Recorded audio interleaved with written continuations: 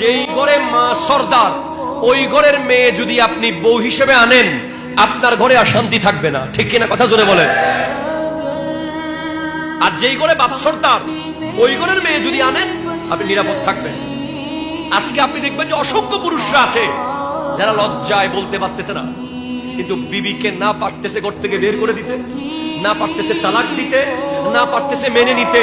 তাদেরকে আমরা বলবো সাইয়্যিদা ফাতিমাতুজ জাহরা রাদিয়াল্লাহু তাআলা আনহা, নবীর বেটি, যার ইশারায়, যার সিজদায় জান্নাত থেকে চুলায় খাবার চলে আসে,